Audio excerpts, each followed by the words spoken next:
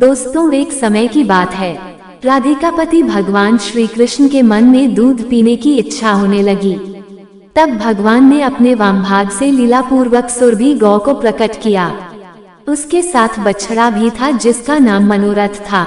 उस सवात्सा गौ को सामने देख श्री कृष्ण के पार्षद सुदामा ने एक रत्नमय पात्र में उसका दूध दुहा और उस सुरभि से दुहे गए स्वादिष्ट दूध को स्वयं भगवान श्री कृष्ण ने पिया।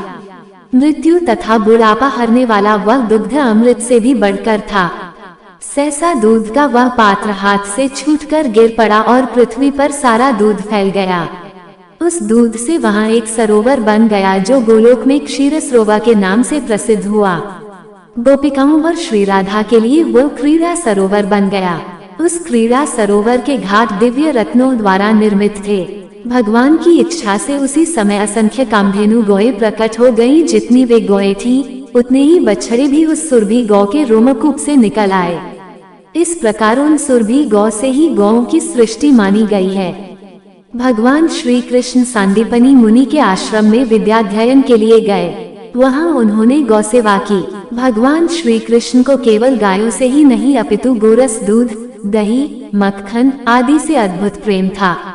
श्री कृष्ण द्वारा 11 वर्ष की अवस्था में मुष्टिक, चाणूर, कुवलयापीड हाथी और कंस का वध गोरस के अद्भुत चमत्कार के प्रमाण है और इसी गोदुग्ध का पान कर भगवान श्री कृष्ण ने दिव्य गीता रूपी अमृत संसार को दिया। गौ रक्षक भगवान श्री कृष्ण ने गौमाता की रक्षा के लिए क्या क्या नहीं किया। उन्हें दावानल से बचाया, इंद्र के कोप से गायों और ब्रजवासियों की रक्षा के लिए गिरिराज गोवर्धन को कनिष्ठिका उंगली पर उठाया। तब देवराज इंद्र ने ऐरावत हाथी की सूंड के द्वारा लाए गए आकाशगंगा के जल से तथा कामधेनु ने अपने दूध से उनका अभिषेक किया और कहा कि जिस प्रकार देवों के राजा देवेंद्र हैं, उसी प्रकार आप हमारे राजा गोविंद हैं। भगवान श्री कृष्ण का बाल्य जीवन गौसेवा में बीता, इसीलिए उनका नाम गोपाल पड़ा।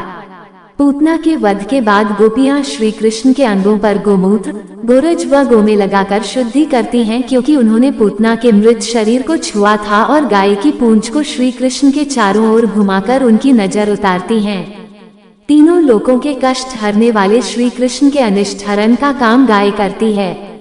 जब जब श्री कृष्ण पर कोई संकट आया, नंद बाबा और यशोदा माता ब्राह्मणों को स्वर्ण, वस्त्र तथा पुष्पमाला से सजी गायों का दान करते थे।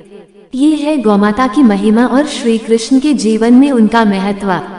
नंद बाबा के घर सैकड़ों ग्वालबाल सेवक थे, पर श्री कृष्ण गायों को दुहने का काम भी स्वयं करना चाहते थे। कन्हैया ने आज माता से गाय चराने के लिए जाने की जिद की और कहने लगे कि भूख लगने पर वे वन में तरह तरह के फलों के वृक्षों से फल तोड़कर खा लेंगे। पर माँ का हृदय इतने छोटे और सुकुमार बालक के सुबह से शाम तक वन में रहने की बात से डर गया और वो कन्हैया को कहने लगी कि तुम इतने छोटे छोटे पैरों से सुबह से शाम तक वन में कैसे चलोगे? लौटते समय तुम्हें रात हो जाएगी। तुम्हारा कमल के समान सुकुमार शरीर कड़ी धूप में कुम्हला जाएगा। परंतु कन्हैया के पास तो माँ के हर सवाल का जवाब है। वह माँ की सौगंध खाकर कहते हैं कि न तो मुझे धूप लगती गर्मी है और न ही भूख, और वह माँ का कहना न मानकर गोचारण की अपनी हट पर अड़े रहे। पुंजब केसरी श्री कृष्णा जन्माष्टमी। मोर मुकुटी, वनमाली, पीताम्बरधारी श्री कृष्ण यमुना में अपने हाथों से मल मल कर गायों को स्नान कराते, अपने पीताम्बर से ही गायों का शरीर पोंछते, सहलाते और बछड़ों को गोद में लेकर उनका मुख पुचकारते और पुष्पगुच्छ, गुंजा आदि से उनका श्रृंगार करते। तृण एकत्र कर स्वयं अपने हाथों से उन्हें खिलाते। गायों के पीछे वन वन वन नित्य नंगे पांव, कुश, कंकड़, कंटक सहते हुए उन्हें चराने जाते थे। गाय तो उनकी आराध्य है और आराध्य का अनुगमन पादत्राण जूते पहनकर तो होता नहीं। परमब्रह्म श्री कृष्ण गायों को चराने के लिए जाते समय अपने हाथ में कोई छड़ी आदि नहीं रखते थे। केवल वंशी लिए हुए ही गाय चराने जाते थे।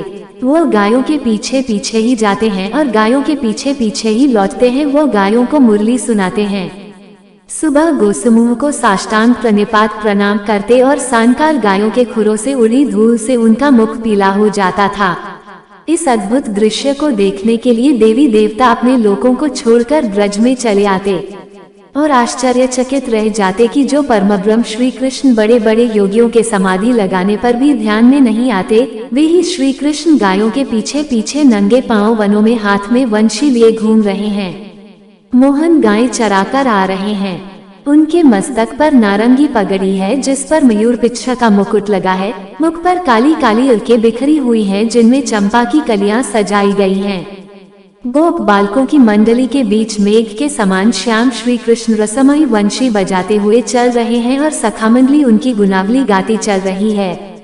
गेरू आदि से चित्रित सुंदर नट के समान भेस में ये नवल किशोर मस्त चलते हुए आ रहे हैं। चलते समय उनकी कमर में करधनी के किंकनी और चरणों के नुपुरों के साथ गायों के गले में बंधी घंटियों की मधुर ध्वनि सब मिलकर कानों में मानो अमृत घोल रहे हों।